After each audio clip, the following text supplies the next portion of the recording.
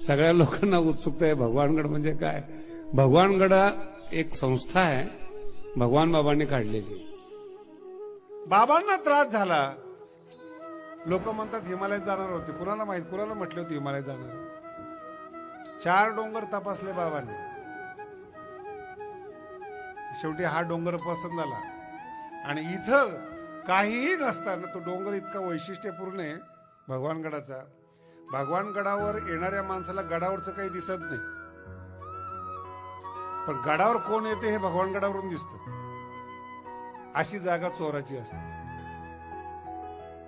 आणि पहिले तिथं लुटून चोर त्या ठिकाणी थांबायचे, चोऱ्या करायची आणि तिथं थांबायचे. कारण की 5 किलोमीटर दृष्टी जाते ना, कोणी येतं का आपल्याकडे.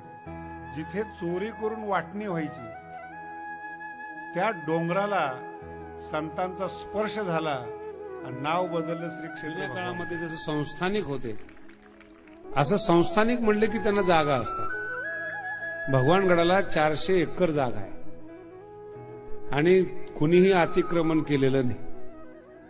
काही वेळेस नुसती जागा असते पण ती अतिक्रमण नाही. सगळी जागा भगवानगडाची आहे.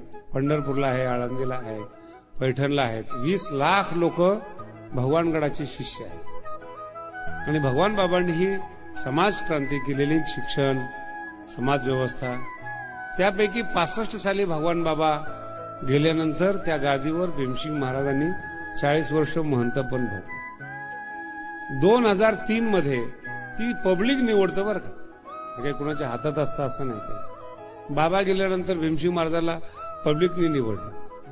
आणि 2003 मध्ये मी त्या भागात, जसं तुमच्या भागामध्ये आता ज्ञानेश्वरी करतोय, प्रवचन कीर्तन केलीत, तसं त्या भागामध्ये कीर्तन प्रवचन केल्यानंतर त्या सगळ्यांना वाटलं गादीवर बसलेल्या शास्त्रीजीला बसवायला पाहिजे.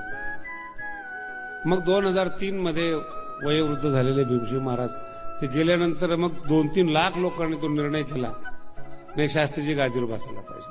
आता ती एवढी मोठी गादी, मला 400 एकर जमीन, 20 लाख लोक शिष्य, हे ते सगळं. तुमचा संसार छोटा आहे, माझा जरा मोठा आहे, पण संसारच आहे.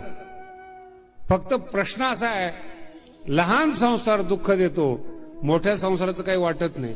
किती नुकसान झालं तरी फायदा तेवढाच मोठा असतो.